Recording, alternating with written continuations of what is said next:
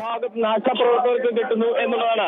ആശാപ്രവർത്തകരുടെ സമരം ഗോപാൽ മുൻപ് സൂചിപ്പിച്ചതുപോലെ ഇത് മൂന്നാം ഘട്ടത്തിലേക്കാണ് നടക്കുന്നത്.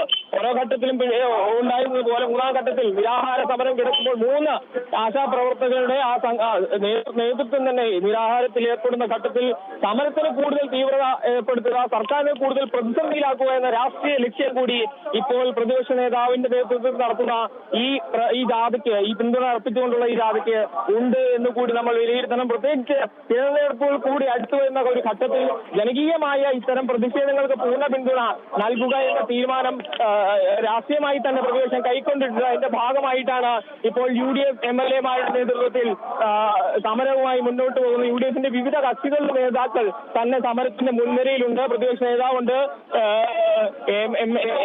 NM ഷംസുദ്ദീനുണ്ട്, കൂടാതെ അനൂപ് ജേക്കബ് ഉണ്ട്. അങ്ങനെ പ്രതിപക്ഷത്തിന്റെ പ്രധാനപ്പെട്ട കക്ഷികൾ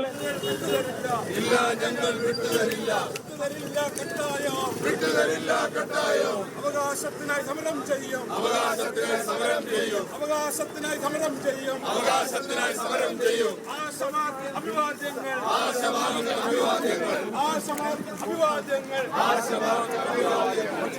ഷഫീദുദ്ദീൻ ഇപ്പോൾ അല്പസമയത്തിനകം തന്നെ സെക്രട്ടേറിയറ്റിലെ സമരപന്തലിലേക്ക് എത്തും എന്നാണ് നമ്മൾ മനസ്സിലാക്കുന്നത്. വളരെ കുറച്ച് ദൂരം മാത്രമാണ് ഇനി സമരപന്തലിലേക്ക് ഉള്ളൂ. സെക്രട്ടേറിയറ്റിന് മുന്നിലെ സമരപന്തലിലേക്ക് പാളയത്തെ രക്തസാക്ഷി മണ്ഡപത്തിൽ നിന്ന് ആരംഭിച്ച ഒരു സമരപരിപാടികളുമായി മുന്നോട്ട് പോവുകയാണ് പ്രതിപക്ഷ MLA-മാർ എന്നുള്ള മുദ്രാവാക്യം വിളികളുമായി പങ്കെടുക്കുന്ന ഈ MLA-മാരുടെ ജാഥയിൽ അല്ലെങ്കിൽ ഈ പിന്തുണ അർപ്പിച്ചുകൊണ്ടുള്ള പ്രതിഷേധ ജാഥയിൽ UDF-ന്റെ പ്രധാനപ്പെട്ട MLA-മാരുടെ എല്ലാം വലിയ പങ്കാളിത്തമുണ്ട് എന്നുള്ളതും ശ്രദ്ധേയമാണ്. ആദ്യഘട്ടത്തിൽ സർക്കാരിന് ഈ വിഷയത്തിൽ ഈ ആശാപ്രവർത്തകരുടെ സമരത്തിൽ ഏതെങ്കിലും തരത്തിലുള്ള ഇടപെടൽ നടത്താൻ കഴിയാത്ത ഒരു സർക്കാർ നിലപാടിൽ കടുത്ത പ്രതിഷേധം രേഖപ്പെടുത്തുക എന്നതുകൂടി പ്രതിപക്ഷ നേതാവിന്റെ ഭാഗത്തുനിന്ന് ഇത്തരം ഒരു പരിപാടി സംഘടിപ്പിക്കുന്നതിന് പിന്നിലുണ്ട് എന്നുള്ളതാണ്. എല്ലാ ഘട്ടത്തിലും പ്രതിപക്ഷ നേതാവ് വലിയ പിന്തുണ ആശാപ്രവർത്തകർക്ക് നൽകിയിരുന്നു. ഇന്നലെ ചർച്ച നടത്തിയതിലടക്കം പ്രതിപക്ഷ നേതാവിന്റെ ഇടപെടൽ ഉണ്ട് എന്നുള്ളതാണ്. മുഖ്യമന്ത്രിയെ നേരിട്ട് കണ്ടു തന്നെ ഈ പ്രശ്നം പരിഹരിക്കാൻ ഇടപെടണമെന്ന് പ്രത്യേകമായി തന്നെ പ്രതിപക്ഷ നേതാവ് VD സതീശൻ ആവശ്യപ്പെടുകയും അതിന്റെ ഭാഗമായിട്ട് കൂടിയാണ് ഇന്നലെ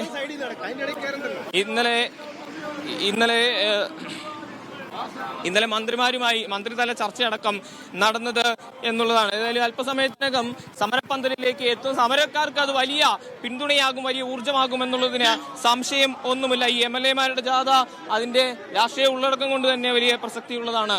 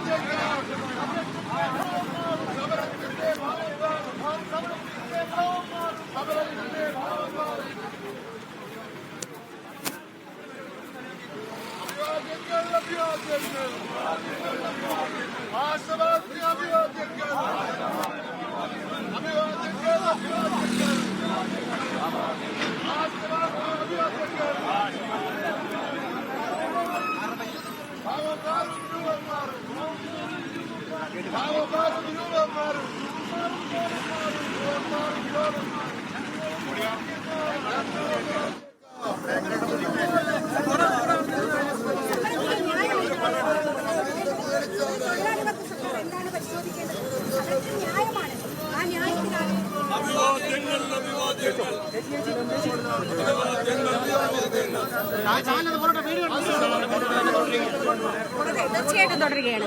ഞങ്ങൾ ഐക്യദാർഢ്യവുമായിട്ട് മുന്നോട്ട് വരികയാണ്. ഇപ്പോഴും ആശമാരുടെ സമരത്തെ പരിഹസിക്കുകയാണ്, പുച്ഛിക്കുകയാണ് സർക്കാർ ചെയ്യുന്നത്. ഇങ്ങനെ തുടരാൻ ഒരു തൊഴിലാളി വർഗ പ്രസ്ഥാനത്തിന്റെ ആളുകൾക്ക് എങ്ങനെ സാധിക്കുന്നു എന്നുള്ളതാണ്. അതുകൊണ്ട് അതിശക്തമായ പ്രതിഷേധമാണ്. ചർച്ച നടത്തിയെങ്കിൽ അത് ഒരു പേരിന് വേണ്ടി നടത്തിയ ഒരു സംശയം എന്താണ്? പ്രഹസനമാണല്ലോ. NHM-നെ ചർച്ചയ്ക്ക് വിളിക്കുക എന്ന് പറഞ്ഞത് തന്നെ ഏറ്റവും വലിയ പ്രഹസനമല്ലേ? NHM ആരാണ്? ഇതുപോലുള്ള ഒരു സമരത്ത് നയപരമായ തീരുമാനമെടുക്കാൻ NHന് അധികാരമുണ്ടോ? എങ്ങനെയാണ് NHM ഒരു ചർച്ചയ്ക്ക് വിളിക്കുക? അത് തന്നെ ഇവരെ പരിഹസിച്ചതാണ്, അപമാനിച്ചതാണ്. ഇതിപ്പോ കേന്ദ്രമന്ത്രിയെ കാണാൻ പോയിട്ട് വല്ലതും നടക്കുന്നു തോന്നുന്നുണ്ടോ? കേന്ദ്രമന്ത്രിയോട് ഈ ആവശ്യം പറഞ്ഞോ എന്ന് നമുക്കറിയില്ല. ഇന്ന് വരുന്ന വാർത്ത ഈ വിഷയമല്ല സംസാരിച്ചത് എന്നുള്ളതാണ്. എന്താണ് എന്നറിയില്ല. ഇഫുദ്ദീൻ, സമരം ഏതാണ്ട് പ്രതിപക്ഷ MLA-മാരുടെ ജാഥ അത് സമരപ്പന്തലിലേക്ക് എത്തിക്കഴിഞ്ഞു. സമരപ്പന്തലിൽ നിരാഹാരം കിടക്കുന്ന 3 പ്രധാനപ്പെട്ട നേതാക്കളുണ്ട്, ആശാപ്രവർത്തകരുണ്ട്. കഴിഞ്ഞ 39 ദിവസമായി ഈ സെക്രട്ടേറിയറ്റിന് മുന്നിൽ സമരമിരിക്കുന്ന, വെയിലും മഴയിലും തളരാത്ത പോരാട്ടവും മുദ്രാവാക്യം വിളികളുമായി ഇവിടെ തുടരുന്ന ആശാപ്രവർത്തകർക്ക് പിന്തുണയർപ്പിച്ചുകൊണ്ടുള്ള പ്രതിപക്ഷ നേതാക്കളുടെ, പ്രതിപക്ഷ MLA-മാരുടെ മാർച്ച്, ഇപ്പോൾ പ്രതീക്ഷിത മാർച്ച് ഇപ്പോൾ സമരപ്പന്തലിലേക്ക് എത്തിയിരിക്കുന്നു എന്നുള്ളതാണ്. ആ ദൃശ്യങ്ങൾ നമുക്ക് കാണാം. കൊട